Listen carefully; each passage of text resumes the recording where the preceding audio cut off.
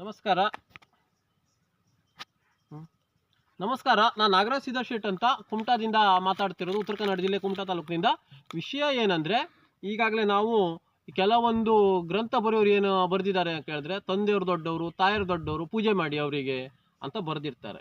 ಅವರಿಗೆ ಯಾಕೆ ಪೂಜೆ ಮಾಡಬೇಕು? ಅದು ಯಾವುದೇ ಗ್ರಂಥದಲ್ಲಿ ಬರೆದಿಲ್ಲ. ಯಾಕಂದರೆ ನಮ್ಮ ಏನು ತಂದೆಯವರು ದೊಡ್ಡವರು, ಈಗ ನೋಡಿ ನಾವು ದಶರಥನನ್ನು ಯಾಕೆ ಪೂಜೆ ಮಾಡೋದಿಲ್ಲ? ಯಾಕಂದರೆ ಅವ್ರು 3 ಮದುವೆ ಆಗಿದ್ದಾರೆ. ಯಾಕಂದ್ರೆ ರಾಮನನ್ನು ಯಾಕೆ ಪೂಜೆ ಮಾಡ್ತೀವಿ ಅಂದರೆ, ಒಂದೇ ಹೆಂಡತಿಯ ಮಗಳು ಮದುವೆ ಆಗಿದ್ದಾನೆ. ಮತ್ತು ಸೀತಾಮಾತೆಗೆ ಆ ಮಾತೆಯ ದರ್ಜೆಯನ್ನು ಕೊಟ್ಟಿದ್ದಾರೆ ಅಂದರೆ, ಒಂದೇ ಗಂಡನನ್ನು ಆಕೆ ಗಂಡನನ್ನು ಸ್ವೀಕಾರ ಮಾಡಿದ್ದಾಳೆ. ಯಾಕಂದರೆ ದ್ರೌಪದಿಗೆ ಯಾಕೆ ಪೂಜೆ ಮಾಡಲ್ಲ ಕೇಳಿದರೆ, ಅದು 5 ಜನ ಗಂಡರನ್ನು ಇದು ಮಾಡಿದ್ದಾಳೆ. ಮತ್ತು ಅವಳು ಸುಖವನ್ನು ಪಡೆದಿರುತ್ತಾಳೆ. ಯಾಕಂದರೆ ರಾಜ್ಯದಲ್ಲಿ ಆಳ್ಬಿಟ್ಟು ಸುಖ ಆಗಂಕೊಂಡು ನಮ್ಮ ಸೀತಾಮಾತೆ ಆದವಳು ಆಕೆ ವನವಾಸಕ್ಕೆ ಹೋಗ್ತಾಳೆ, ಕಷ್ಟವನ್ನು ಪಡ್ತಾಳೆ. ಅದಕ್ಕಾಗಿ ಆ ಒಂದು ದರ್ಜೆಯನ್ನು ಕೊಟ್ಟಿರ್ತಾರೆ.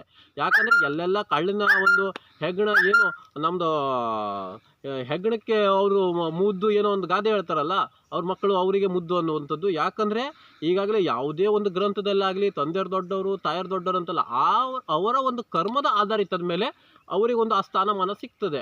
ಆ ಒಂದು ನಿಟ್ಟಿನಲ್ಲಿ ರಾಮನಿಗೆ ಸಿಕ್ಕಿರುವಂಥ ಸ್ಥಾನಮಾನ ಯಾಕಂದರೆ ಅವ್ರು ಬೇರೆ ಒಂದು ಹೆಣ್ಣಿನ ಕಣ್ಣೆತ್ತು ಕೂಡ ನೋಡಿರೋದಿಲ್ಲ. ಲಕ್ಷ್ಮಣನೂ ಕೂಡ ಆಗ ಸೀತಾಮಾತೆಯೂ ಕೂಡ ಬೇರೆ ಗಂಡನ್ನ ಕಣ್ಣೆತ್ತು ಕೂಡ ನೋಡಿರೋದಿಲ್ಲ. ಅದಕ್ಕಾಗಿ ಅವ್ರಿಗೆ ಆ ಸ್ಥಾನಮಾನ ಸಿಕ್ಕಿದೆ ಅಂದ್ಬಿಟ್ಟು ಅವ್ರ ತಂದೆಯರಿಗೆ ಸಿಕ್ಕಿರೋದಿಲ್ಲ ಅದು. ಯಾಕಂದ್ರೆ ದಶರಥನಿಗೆ ಪೂಜೆ ಮಾಡೋದಿಲ್ಲ. ಯಾಕಂದರೆ ಬ್ರಹ್ಮನಿಗೂ ಸೃಷ್ಟಿಕರ್ತ ಬ್ರಹ್ಮನಾದರೂ ಕೂಡ ಆ ಸ್ಥಾನಮಾನ ಅವನಿಗಿಲ್ಲ. ಯಾಕಂದರೆ ಅವ್ರಿಗೆ ಪೂಜೆ ಇಲ್ಲ. ಯಾಕಂದ್ರೆ ಅವ್ರ ಮಗಳನ್ನೇ ಮದುವೆ ಆಗಿರ್ತಾನೆ ಅವನು. ಅದಕ್ಕಾಗಿ ನಾನು ಹೇಳ್ತಾ ಇರುವಂಥದ್ದು ಏನಂದರೆ, ಆತನ ಕರ್ಮದ ಮೇಲೆ ಆಧಾರಿತವಾಗಿರ್ತದೆ. ಯಾಕಂದರೆ ಅವ್ರ ತಂದೆಯವರು ದೊಡ್ಡವರು ತಾಯಿಯವರು ದೊಡ್ಡವರು ಅದೆಲ್ಲ ಇಲ್ಲಿ ಬೇಕಾದಂಥ ಅವ್ರಿಗೆ ಅನುಕೂಲಕ್ಕೆ ತಕ್ಕಂತೆ ಬರೆದಿರುವಂಥ ಗ್ರಂಥಗಳವು. ಯಾಕಂದರೆ ಅವರು ರೂಲ್ಸ್ ಆ್ಯಂಡ್ ರೂಲ್ಸ್ ಫಾಲೋಸ್. ಯಾಕಂದರೆ ಯಾರೋ ಒಬ್ಬ ತಂದೆಯರು ಆಗಿರ್ತಾರೆ, ಯಾರ್ದೋ ಒಬ್ಬರು ತಾಯರು ಆಗಿರ್ತಾರೆ. ಅವ್ರೇನೋ ಒಂದು ಕೊಲೆ ಮಾಡಿದ್ರು ಮತ್ತೊಂದು ಮಾಡಿದ್ರು ಅಂದರೆ ಅವರಿಗಷ್ಟೇ ಸೀಮಿತ ಆಗಿರ್ತಾರೆ. ಅವರು ಬೇರೆಯವರಿಗೇನು ದೊಡ್ಡವರು ಆಗಿರೋದಿಲ್ಲ.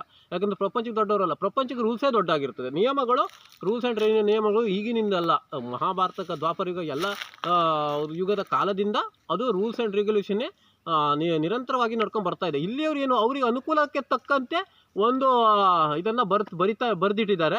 ಈಗಾದರೂ ಬರಿತಾನೆ ಇದ್ದಾರೆ. ಯಾಕಂತಂದ್ರೆ ದೊಡ್ಡವರು ಕಳ್ಳರ ಮಗ ಕಳ್ಳರಿಗೆ ಇಷ್ಟ ಆಗಿರ್ತಾನೆ, ಮತ್ತು ಒಳ್ಳೆಯವ್ರ ಮಗ ಒಳ್ಳೆಯರಿಗೆ ಇಷ್ಟ ಆಗಿರ್ತಾನೆ. ಅದನ್ನು ಬಿಟ್ಕೊಂಡು ಈಗ ಯಾವುದೇ ಗ್ರಂಥದಲ್ಲಿ ತಂದೆಯರು ದೊಡ್ಡವರು ತಾಯರು ದೊಡ್ಡವರು ಯಾರು ಇಲ್ಲ. ಯಾಕಂದರೆ ಅವ್ರ ಕರ್ತವ್ಯ ಅದು. ಕರ್ತವ್ಯಕ್ಕೆ ಅನುಗುಣವಾಗಿ, ಯಾಕಂದರೆ ಅವನಿಗೆ ಒಬ್ಬಳಿಗೆ ಹೆಣ್ಣಿನತನದ ಪ್ರಶ್ನೆ ಆಗಿರ್ತದೆ, ಒಬ್ಬಳಿಗೆ ಗಂಡಿಗೆ ಗಂಡತನ ಪ್ರಶ್ನೆ ಆಗಿರ್ತದೆ.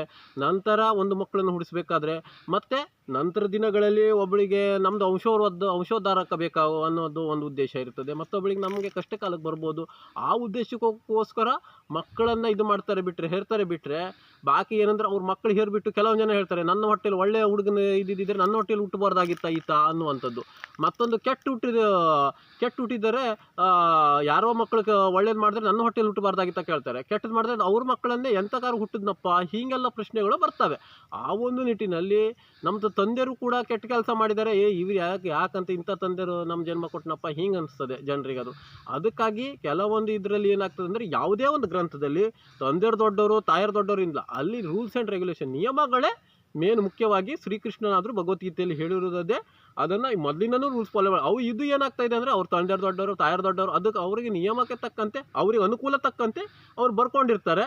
ಅದ್ರ ಬಗ್ಗೆ ಇದು ಮಾಡ್ತಾರೆ. ಯಾಕಂದರೆ ನಾವು ಮಹಾಭಾರತಗಳು ಮತ್ತು ಅದು ರಾಮಾಯಣಗಳು ಮಹಾನ್ ಗ್ರಂಥಗಳನ್ನು ಸರಿಯಾಗಿ ಅಧ್ಯಯನ ಮಾಡಿದರೆ ಅದ್ರ ಬಗ್ಗೆ ನಿಮಗೆ ನಿದರ್ಶನ ಸಿಗ್ತದೆ.